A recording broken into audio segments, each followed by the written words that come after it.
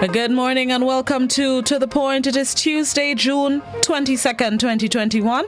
Thank you to those of you joining us on the GBN Grenada Broadcasting Network's Facebook page, the Grenada Broadcasting Network's YouTube channel, the website www.gbn.gd, GBN TV channel 7, 11 and 20. Good morning to the listeners of Classic 105.5, 105.9 and all the folks joining us on Party Grenada and Go to FET Facebook pages. Always a pleasure to have you. Joining me this morning, my virtual guest is the Public Relations Officer of the National Democratic Congress, Ms. Claudette Joseph, and we have lots to talk about this morning. Good morning, Ms. Joseph. How are you, ma'am? Good morning, Blossom, and good to have me on again. Good for me to be here. Good morning to all of GBN's listeners on all of your various platforms, YouTube, Facebook, radio, television. Happy Tuesday, everybody. And happy Tuesday to you as well. Yes. We have a few things to talk about, but I want to start with, let's call it NDC's business. Of course, the hot topic among people who have been following the political spectrum has been the political leadership of the political party getting ready for elections due 2023, but could be called 2022. Just over maybe sometime, was it last month, I saw a report of Mr. Philip Telesford throwing his hat in the ring for the political leader. And I understand that the interim political leader, or the acting political leader, Adrian Thomas, has signaled that he would not be contesting the leadership. So I wanted to ask, what are some of the conversations being held? Who else have thrown their hats in the ring to contest for leader of the National Democratic Congress? Yes, Blossom. And, our country is not in a good place right now in terms of governance and the outlook for the future. I think there is just general national agreement that those we have put in charge, those we have entrusted with our affairs, have been doing a terrible job. And the whole of Grenada knows that one of the hallmarks of an NDC administration, the NDC party, once in office, is good, responsible, transparent, accountable government. And the people of Grenada are looking forward to a return of the NDC, new faces, mixing with a few of the other people with past government experience, but for the most part, a new and revamped NDC. And this is what we pledge and promise to the people of Grenada. And we are aware that while it is a good thing and beneficial in the context of a democratic organization to have several options and to have various people rising to the helm of the organization, we also want to ensure that we have a stable organization, an organization under stable, competent leadership that all of the people of Grenada would buy into and have confidence in. Because we are clear that we must rescue our country from the reckless records that we have in charge right now. So we in the NDC, we are committed to electing a strong leadership team at our next convention due to be held in a couple of months, right? In just a few short months away. And we've had several persons express interest in one form or another, or encouraged. As it is now, we have confirmation from Brother Philip Telesford and Brother Adrian Thomas, as far as I'm aware. I am not aware that he has made an official declaration that he's no longer interested in contesting the leadership of the party. But the door is not closed. There are several other persons within our organization who are quite capable And there are also several persons who are not actively in the organization now who have expressed interest. What we need in Grenada is a united front. We need all patriotic Grenadians, all Grenadians who want a better Grenada and who are now satisfied that the chap who we have tried for over 30 years, with 22 of those years being at the helm, has not delivered on what we aspire to as a people, has not delivered, and we can conclude at this time cannot deliver, having had such a long chance to do it. So we understand in the NDC that it's our responsibility to rescue our country, and that is exactly what we will do under strong, competent, well-chosen leadership in a few months. And there's my answer, Blossom. I know a few weeks ago I asked if you were thinking of contesting. You said you were not at the time. Just checking to see if you've changed your mind, if you're thinking about it, contesting for the political leader position. It is not a decision that I've made yet, and these are decisions that are not entered into lightly at all. A lot of factors are to be taken into account. And one should never feel pressured in any way, whether applying pressure on yourself or pressure from others. And so it is something, if I am to consider it, it's going to be carefully and deliberately considered. So unlike my brother, Philip, I have not made a declaration, and I would not venture to do so at this time. All right, fair enough. All right, now let's go to more or other national matters. Just last week it was announced that one of the projects that I know the NDC and nationals, as a matter of fact, have been looking on at is the Kawana Bay development. And just last week, we heard of the developer filing a claim against the government, citing some not so nice things, let's put it that way, in relation to what he believes is the government's attempt to restrict the development. What are some of your thoughts, the NDC's thoughts on the situation with this developer, not just for the lawsuit, but just a few weeks ago, him and the Prime Minister were going at each other. I know it seems like it's gone to another level. You know, Blossom, the last time I was here, I called for the Prime Minister to offer an apology to the people of Grenada, to Mr. Newfield, and to the regional and international community at large for his utterly disgusting and racist comments in the Parliament. When he did have an opportunity to address the matter, he doubled down and said he had no regrets for using our hallowed houses of Parliament to be racist. And I say so with no apology, because that's exactly what he was doing. And I looked a few days ago at an interview conducted by journalist Calista Farrier with one of the lawyers representing the Kawana Bay. And that prompted me, the contents of that interview prompted me to go and have a read of the actual claim, the actual case that the Kawana Bay Company has brought against Grenada. All of us, we are all sued. This is what people need to understand. Against the people of Grenada for what they describe as unilaterally changing the terms of the contract between the government and the company so as to cause the project to fail. People, you're hearing me? What Kawana Bay is contending is that government has deliberately taken steps to cause the failure of this project.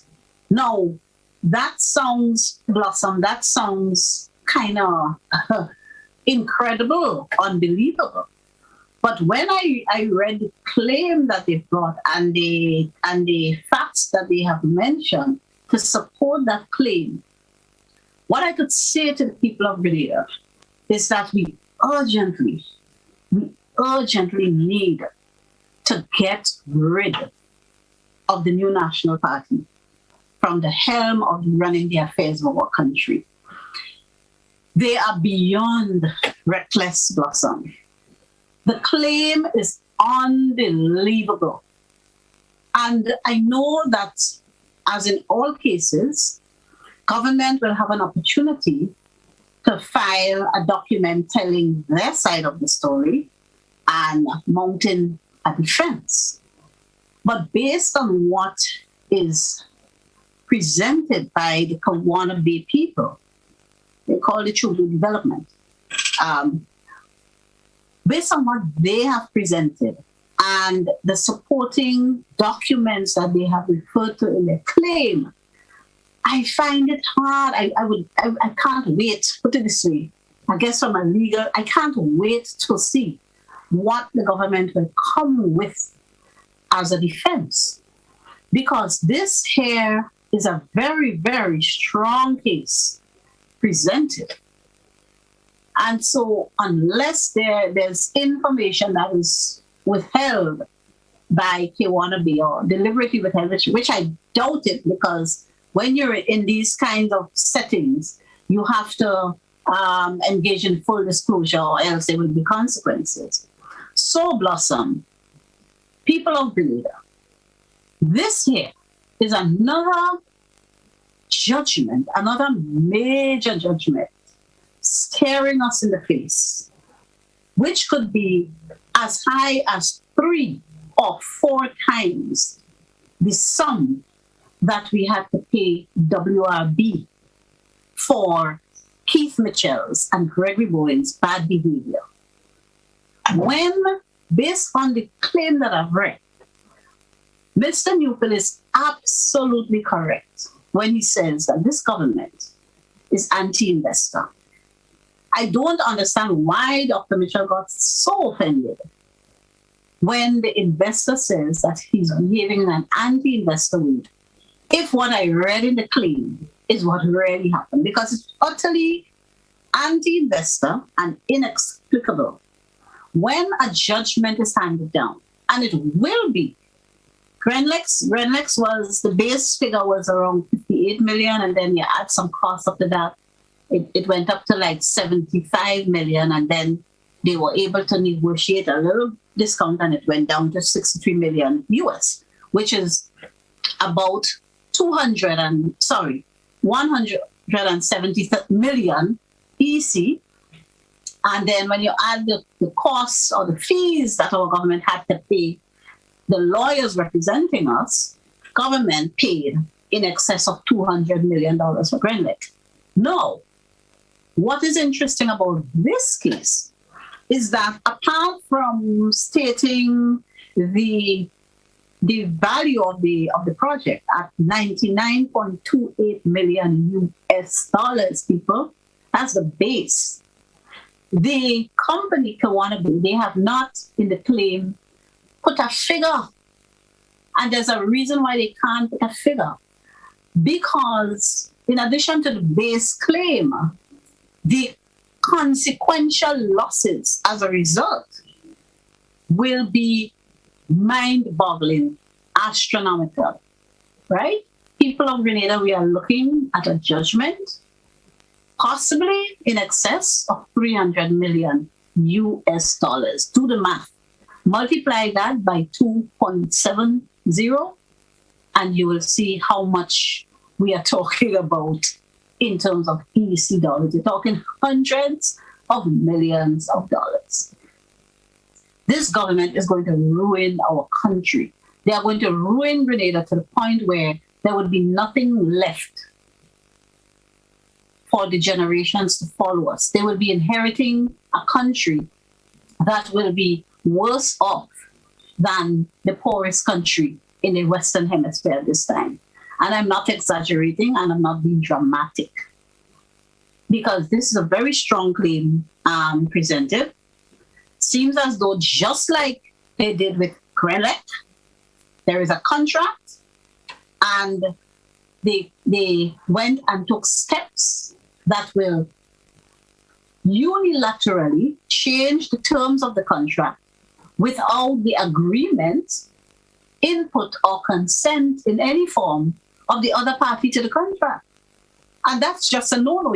When you engage in that kind of behavior and a court finds that you did in fact engage in that kind of behavior, you can't win. You cannot win. The other side to that, there's a consequential loss and impact, not just the financial loss, but the other impact. Because any investor worth their salt, they're talking about all the other CBI projects, the range development, and the other people who are engaged in similar projects, they have to be looking on very, very nervously at this point. And wondering, well, if we do or say anything or fail to do something that the government wants, that puts us in the doghouse, will we be treated that way? People who are investing a lot of money, millions of dollars in their projects, they must be very, very nervous. So when potential investors, and investors what they saw, not the Van Brink and the Restaina and the Cozini kind that they like to bring here. I'm talking about reputable investors, and it appears from all that I've done, all that I've read about Mr. Newfield, he seems to be a reputable investor, right? Not of the ilk that they sometimes bring here, not of the ilk of the shrimp farm, for example, right? Seems to be a reputable investor. The range development people seem to be reputable investors. So when decent and reputable investors look on at what happened to the Rex Grenadian, at what happened to the WRB people, and now at what happened to the Kipton Gowana Bay people, they will be very, very reluctant and reserved about doing business in Grenada. So when that first letter that Mr. Newfield published, he's absolutely correct. That is why we are scoring so poorly on the ease of doing business. They are damaging with this kind of behavior, because this is a public document. You can Google it and it's right there online. Anybody interested in Grenada, right, and doing proper research will come up on this. They will come up on the situation with Rex Grenadian, because the judgments are online as well. They will come up on DIPCON. They will come up on WRB, and they will see how this government treats investors. And therefore, we in Grenada, we have to get rid of this myth, this fabrication that they like to push, that NDC is anti-business. NDC is anti-business? Well, point me to one business that the NDC has ever treated, even remotely, as they've treated DIPCON, WRB, Rex Grenadian, Gowana Bay, all the other investors, legitimate people that you're chasing from here, right?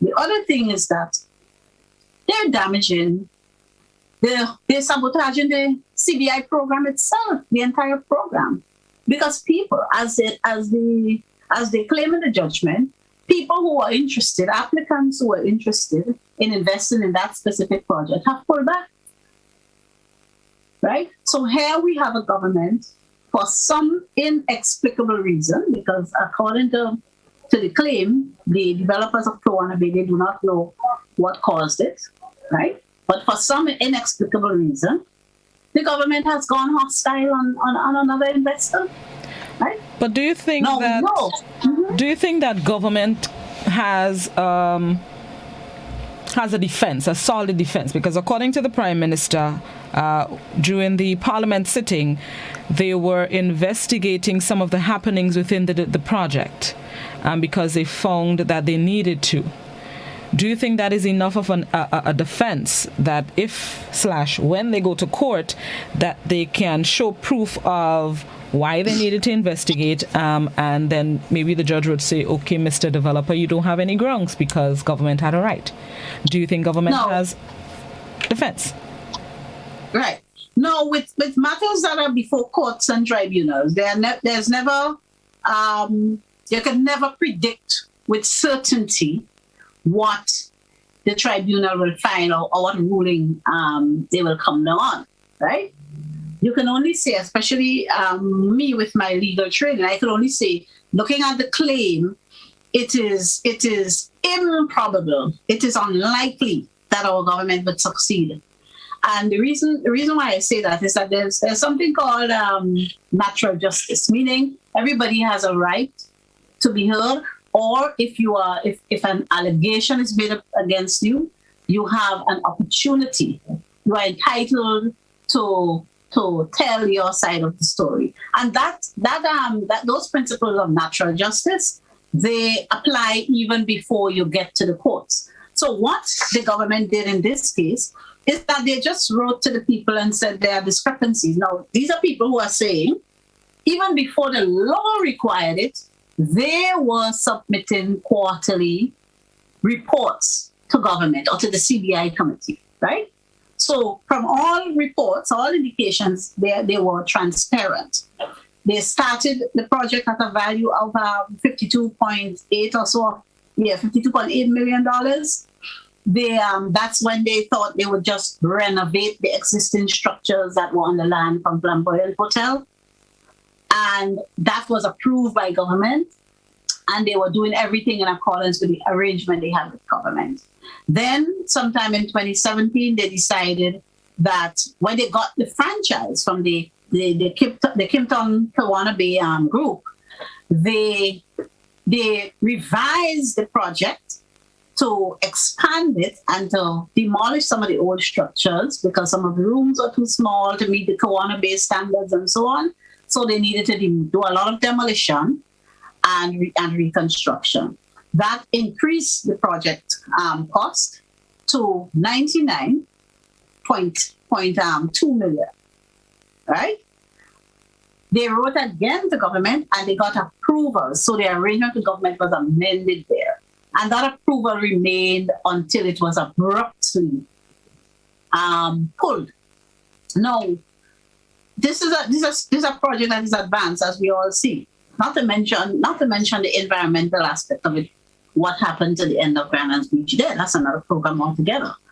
But this is an advanced project, and based on the communication that they have with government, the written correspondence they have with government, which they have disclosed in the claim, government has not given them any reason, any justifiable reason as to why the project was pulled and the people who are applying for CBI status, for citizenship by investment into that project, these applications were pulled. They stopped approving those applications.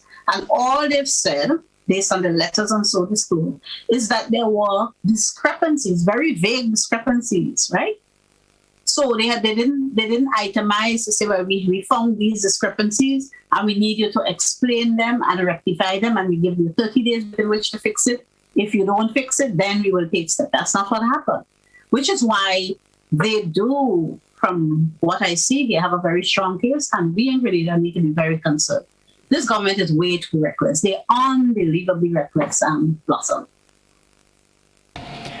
Before we go to the break, I also wanted to get your opinion, and of course we'll get back to the Newfield matter, the legal matter, but I also wanted to get your opinion on what has been a topic of discussion in relation to the vaccination drive island-wide, and what many see as being forced to get vaccinated.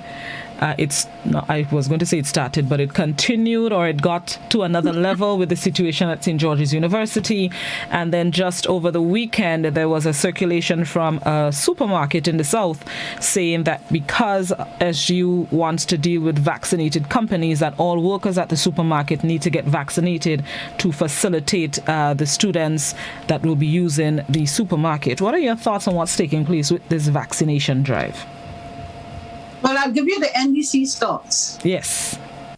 Now, let me just say off the bat, because we know how our opponents like to twist and propagandize things. As the whole nation has already heard our jingle, our little advertisement we have running on the radio very regularly, encouraging people to get vaccinated and to keep your immune system boosted and strong. So we in the National Democratic Congress, we believe that it is best if as many people as possible get vaccinated.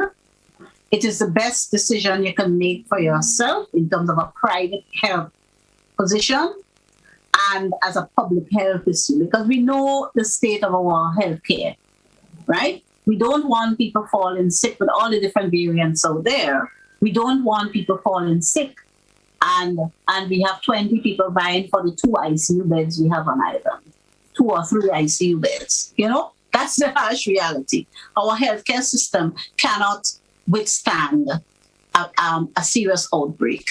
And the science shows that while you will not be fully immunized or you can still contract the virus after taking the vaccine, the science shows that you are less likely to get sick or less likely to get seriously sick.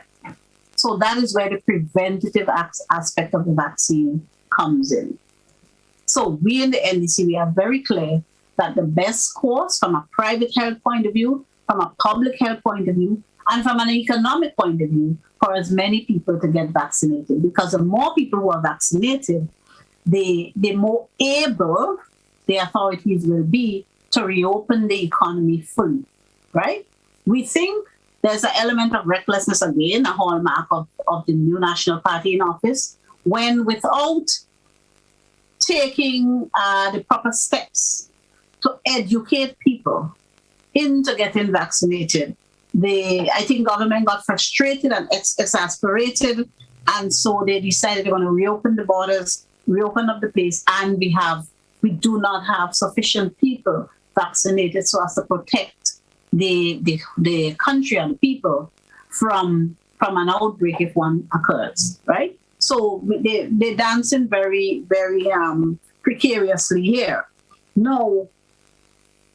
We in the National Democratic Congress, however, we do not believe, especially since our people were so good in following the directives and protocols and so imposed. That is why we had low infection rates, 1 death, and no new cases in months, because the people have been cooperating by and large. Okay? So with that, we do not in the NDC believe that our people should be at all put in a position where their livelihoods and their jobs are threatened if they are not vaccinated. We see our government as being coward and abdicating their responsibility of leaders. You want to talk about leadership crisis? You want to talk about leadership? Don't talk about the NDC. Talk about what's going on here now. Here you have a government, a crisis in leadership on a major issue, because we advocated a long time ago that the fight against COVID-19 should be a national effort. We tried to get involved and we were shunned. Some of the ideas that we put out in our national addresses and our statements, and so they were taken on board and done. And government took all the credit for that. We don't mind it because the people know who said it first. But we try to be actively involved as a responsible political organization in the fight against COVID, recognizing it to be a national issue, not a political issue. And we were shunned. Now what we have is a real crisis of leadership, because there's no leadership on this issue. There's cowardice. That's what we have. So whereas you have the government of St. Vincent and the Grenadines, the Prime Minister of St. Vincent and the Grenadines making a clear statement, the Prime Minister of Antigua making a clear statement, the Prime Minister of Barbados making a clear statement, and mind you, all of them have a different position. Because this thing about mandatory vaccination is not clear-cut, it's not cut and dry, right? What we do know is that the state, the government, is in the best position to set the policy. They are the ones responsible. They are the ones now abdicating their responsibility for setting a clear policy on this thing. Here's what they've done, Blossom. They've said, the Prime Minister has said repeatedly he's not in favor of mandatory vaccination. He's not going to support a law that imposes mandatory vaccination. But everything he's allowed to happen under his leadership and watch points in the direction of mandatory vaccination. In fact, some of the business community are saying in their own defense that this is a government policy that people should be vaccinated. So while you're saying one thing out of one side of your mouth, when you look at the actions, that's what we're doing. You know why? You know why they are not stating a clear policy? They have politicized the fight against COVID-19. So they don't want to engage the wrath of the unions. They don't want to engage the wrath of the youth. They don't want to engage the wrath of the people. So while everything the government is doing suggests that they believe in mandatory vaccination and they are pursuing a policy of mandatory vaccination, they have abdicated that responsibility. They have shirked their own responsibility and passed it on to the employers to impose, which is a recipe for chaos and discord. Because each employer will employ a different method to suit their own little purpose, right? Their own little business interest. This is a crisis of leadership. Our government, our Prime Minister needs to lead and state a policy position and have that position applied across the board.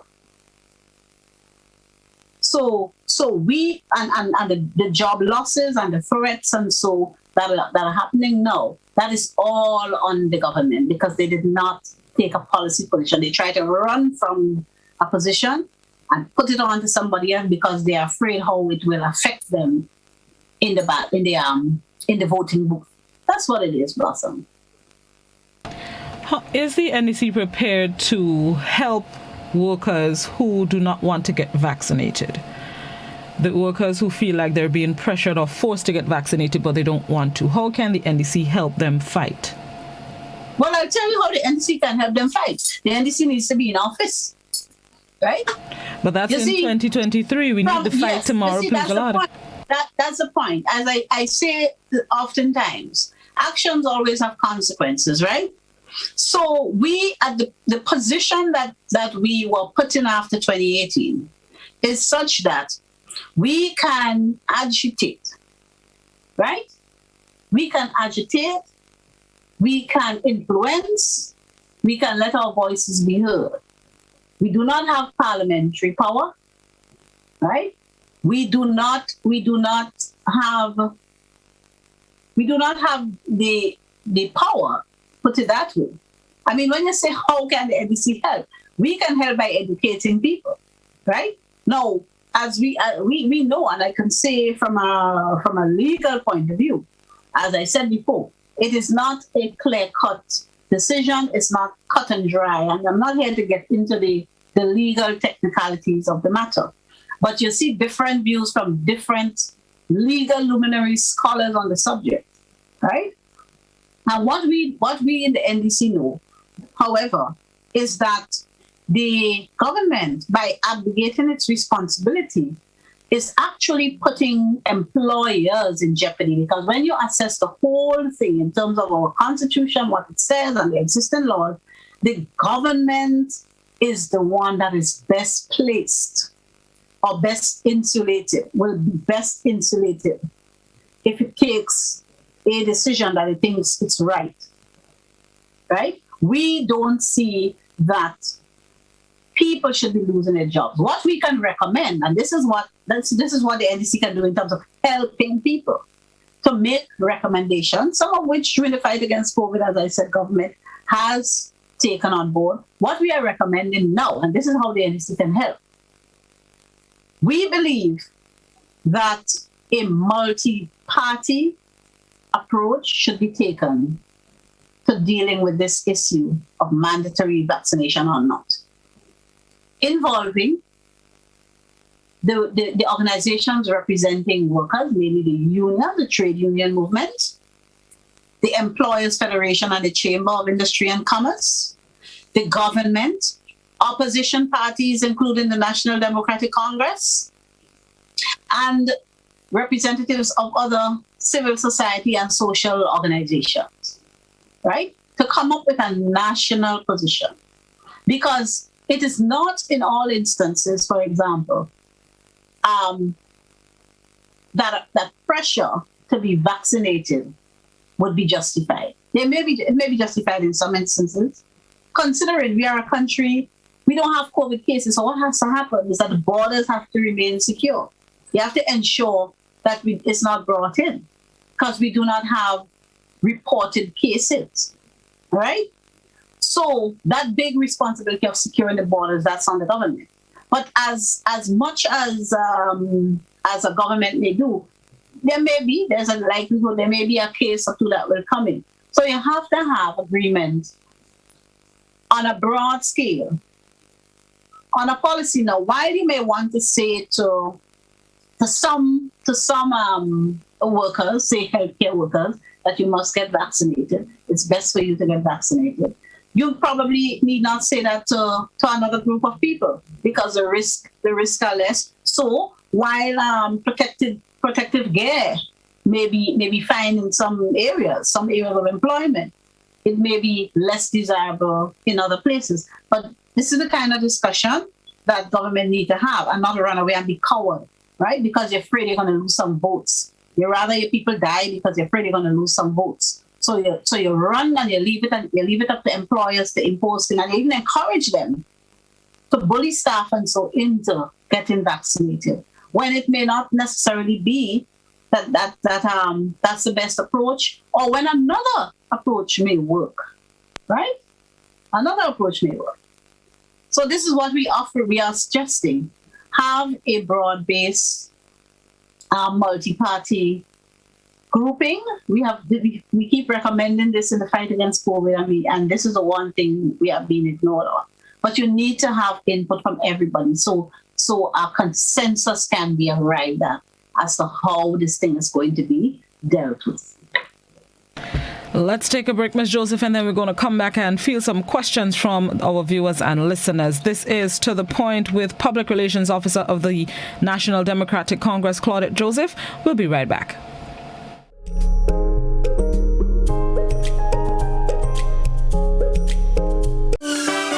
Montreal, it's time to line virtually one more time. Gemma Rayburn Baines here for Spice Island Cultural Festival, a celebration of Grenada, Carriacou, and Petit Martinique. This summer's festival is a celebration of life with food, fashion, music, and culture. Join us online Saturday, July 10th, 3 p.m. on Facebook and YouTube at Spice Island Cultural Festival. Info, spiceislandculturalday.com. Do you hear what I hear? Listen to the ocean, and you will hear a cry for help. The ocean is hurting, and we are the source of the hurt. But we can stop and start to heal our ocean by preventing pollution from getting into our waterways. It can start with you. Join an active organization, or better yet, make a personal commitment. Commit not for just one day in the year, but for the rest of your life. Let's dispose of our plastic and other waste responsibly, and let's start building resilience. Let the healing begin. This message is brought to you by the OACS Commission with funding from the Government of Norway. Remlit, tackling ocean pollution from turf to surf. The Grenada Food and Nutrition Council remind you to boost your immune system and give yourself a fighting chance against COVID-19. Consume foods that are rich in vitamin C, like fruits and vegetables. For example, oranges, grapefruit, mandarin, lemon, spinach, cabbage, and tomatoes. Vitamin B6 and folic acid that is found in chicken, turkey, fish, grain foods like oats, bread, local provisions, dry beans, and peas. Another immune system booster is vitamin E, found in nuts, corn, sunflower or canola oils, and leafy vegetables like spinach, broccoli, and kale. Iron, zinc, and vitamin D are also important to strengthen your immunity. So try foods like lean meats, eggs, lentils, mackerel, tuna, and jacks. Our local spices, ginger, clove, and turmeric, among others, can help decrease inflammation and support the immune system. Remember remember to practice safe food handling. A message from the Grenada Food and Nutrition Council reminding you that a strong immune system is one of the best ways to fight COVID-19.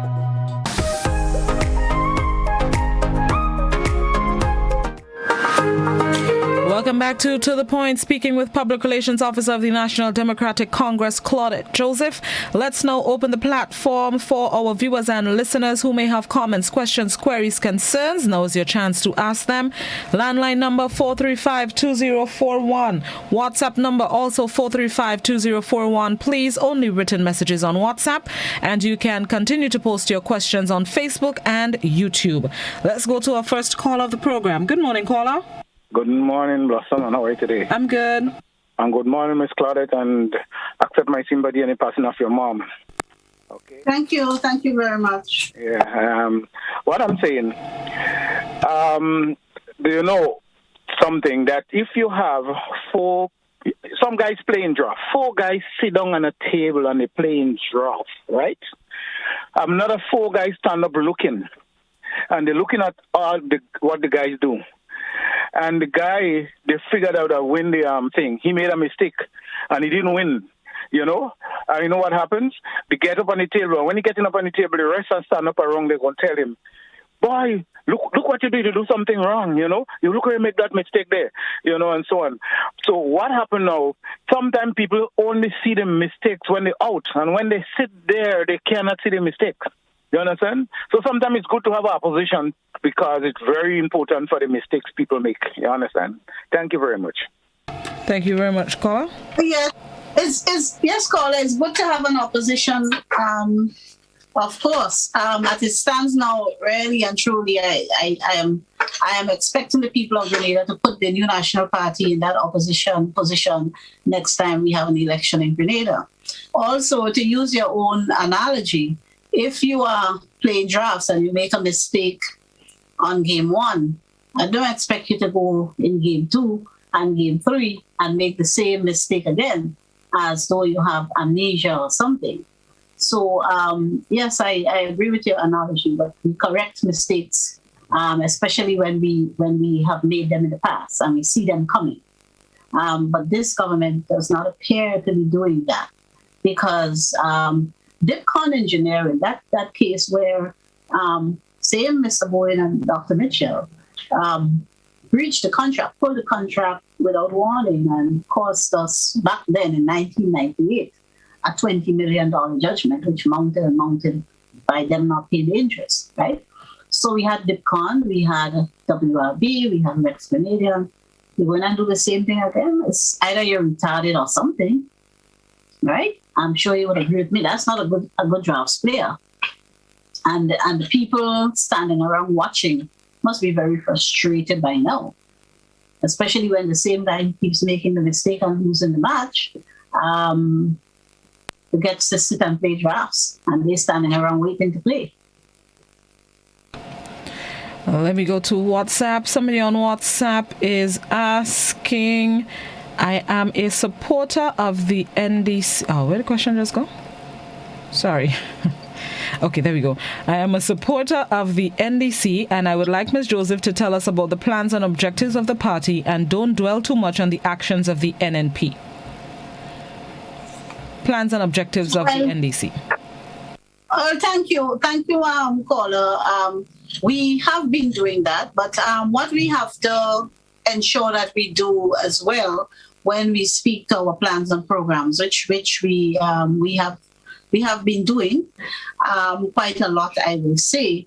But as a responsible opposition, we must show the people of Grenada why we must address issues, national issues, as they arise. And when you have a situation where we are faced with another potentially ruinous judgment, remember the IMF said since 2018, 2017 or 2018, in one of their staff reports, that if we lost the Grenada case, that had the potential to set us back, to undo the gains. Now, remember, we have a government now that's not telling us what our national debt is. We don't know what the national debt is. We really don't know what the true financial state of the country is. We know it's not good because we see the high unemployment, the increase in begging and destitution. We see people suffering. So we know things are hard. We all feel it. We all feel it. Let's not kid ourselves. Even professionals like myself, we all feel it. We all have people who we have to work for who just can't pay us. All right? And so we know that things are not good.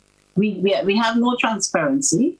So as a responsible opposition party, we have to address these issues. When we know on the heels of everything that has happened so far, we see facing us another judgment, this time triple or quadruple the Grenland judgment. We have to bring that to the people. We would be shirking our responsibility if we don't. So yes, my sister or brother, I don't know who the message came from. I would say I accept your suggestion, but I say we must do both. It is our responsibility to do both. Good morning, caller. Good morning to Blossom and to Sister Claudette. Say condolences. It's the first time I'm seeing you personally on the passing of your mom. Your mom has played a pivotal role in your upbringing, and for this, I know you and the family are eternally grateful. And may her soul rest in peace. And I want to say congratulations. St. George's topped the CPA list. St. Andrews, we are right there. Don't feel too good about it. We are in third position, and the children, they all did well. I just want to congratulate the parents who have worked hard, the teachers who have made the sacrifices under trying, conditions. And I think it's an opportune time to pay up because, they have worked hard, they got results. The 4% would do well. And I want to say thank you for continuing to educate us and taking the time off from your busy schedule to come and inform us as public and let us know what is going on. A lot of the legal things that we're not aware of, you do educate us. So I just want to say thank you again and have a blessed day. Thank you very much. And I didn't know the results are out. They came out this morning, Blossom? CPEA yesterday. They came out yesterday. Oh, I didn't know that they came out. Well, congratulations to all of the successful candidates, and your work has only just begun, At secondary school, that's where it really starts. So congratulations to everybody. Let me go to YouTube. Somebody on YouTube is asking, how would you rate government's response to the COVID-19 pandemic? Well, it's mixed there because the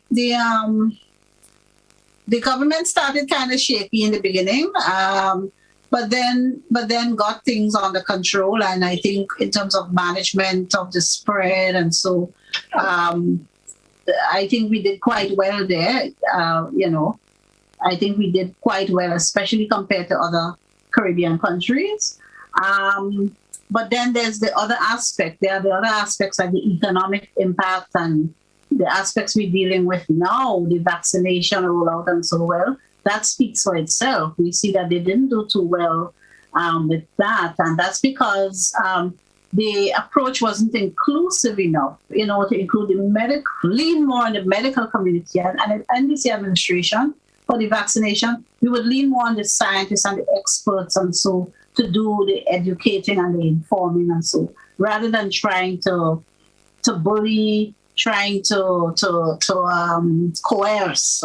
And in the early stages, like with all things, it is science, and science evolved because science is a thing that involves continuous research. So things change. So what I found in the beginning, when questions were raised about the efficacy of the AstraZeneca vaccine, for example, rather than embracing the fact that there were issues and the science is evolving to something new, our administration, our officials were more defensive than anything else, and that caused people to lose trust and confidence, right? Because people, this is the global village. There's a library in everybody's hand. Your phone is like a library. So if your minister say one thing to you and you go and you Google and you see information suggesting otherwise, and you lose trust and confidence.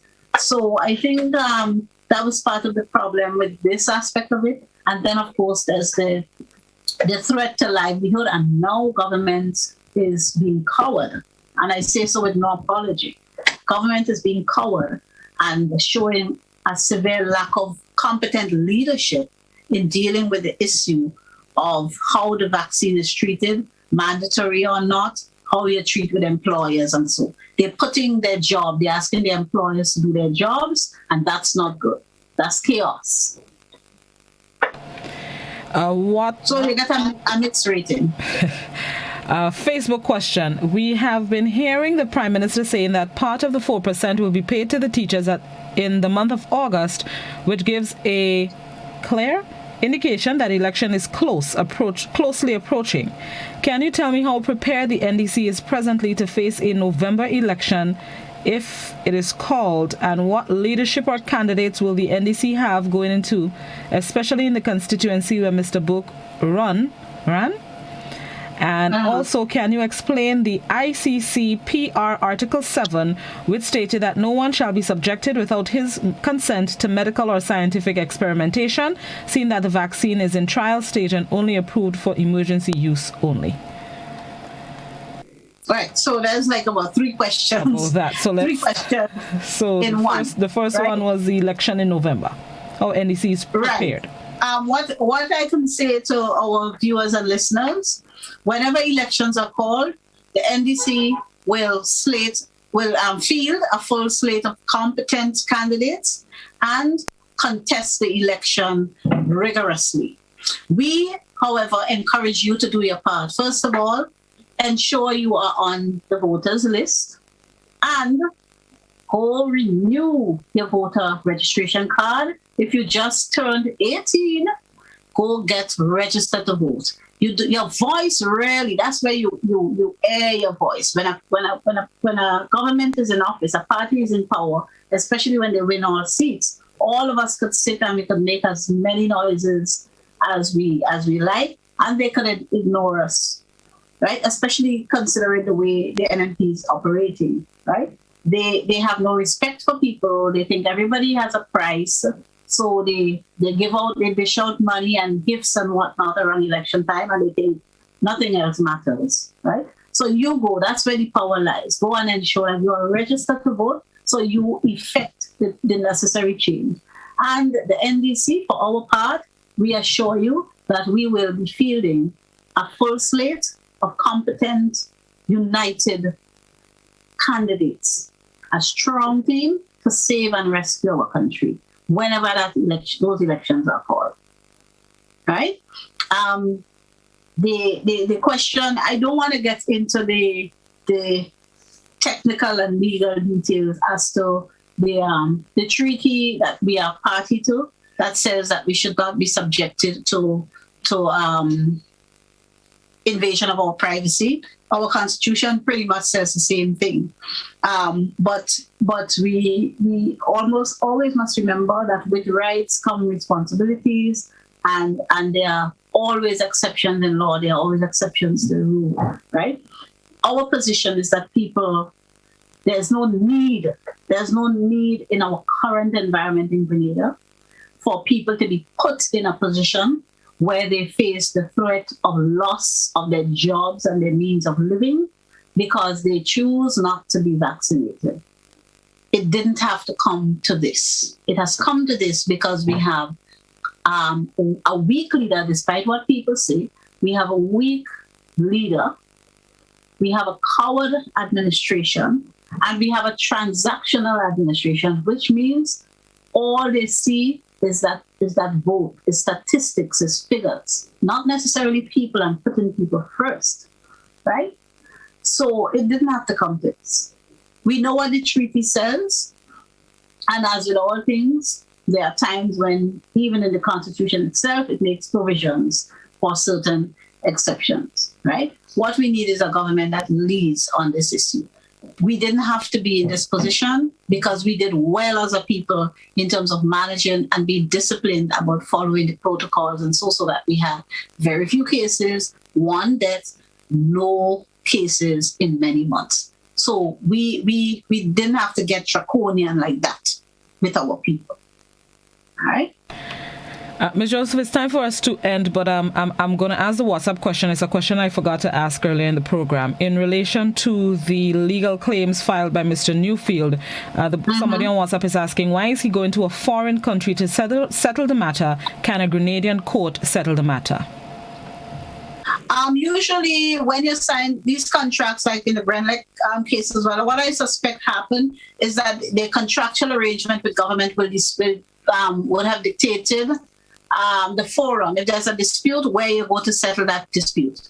And with these international arrangements, you can choose to go before ICSID, which is the International Center for the Settlement of Investment Disputes. Also, there are certain qualifying features.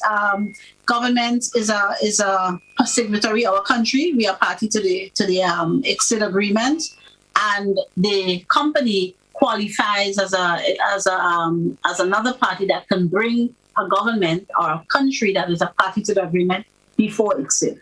So the choice was there, and that's where you go to settle these major investment disputes anyway. So while the courts in Grenada, they're not ousted, but it was the option that was available, which they exercised. But the point is, brothers and sisters, this is terrible for Grenada.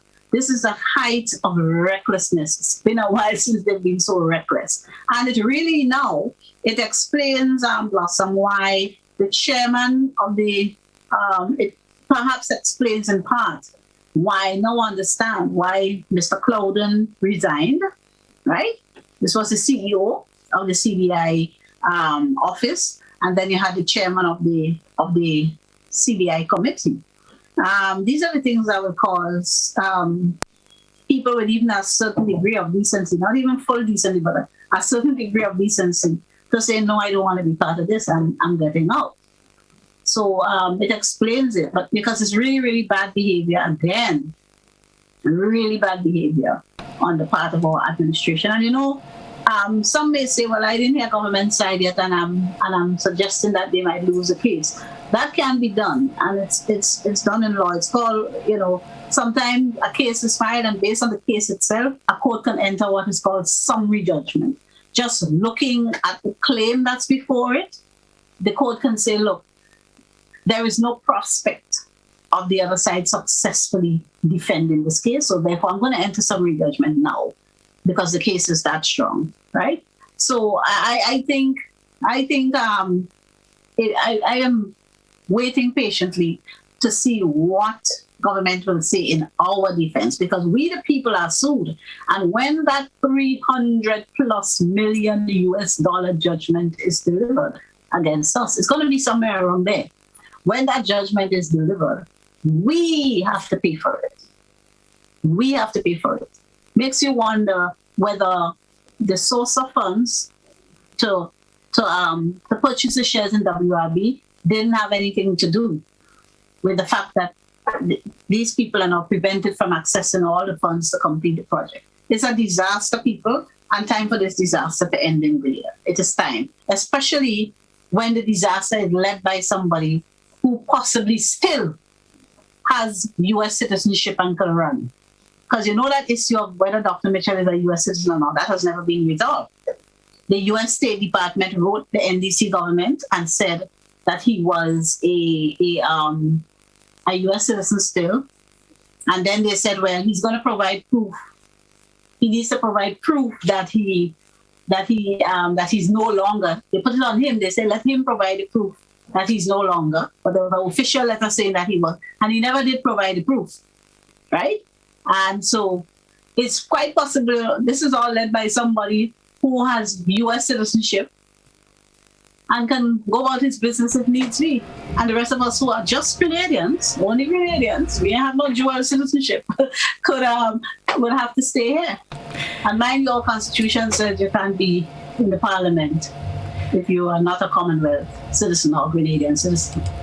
So think about that, people. Think about that. Thank you very much, Ms. Joseph, for being our guest this morning. Always a pleasure hearing from you. Enjoy the rest of your Tuesday. And of course, we'll link up again soon. Thanks, everybody. Have a good one. Public Relations Officer of the National Democratic Congress, Claudette Joseph. We thank her for being our guest this morning.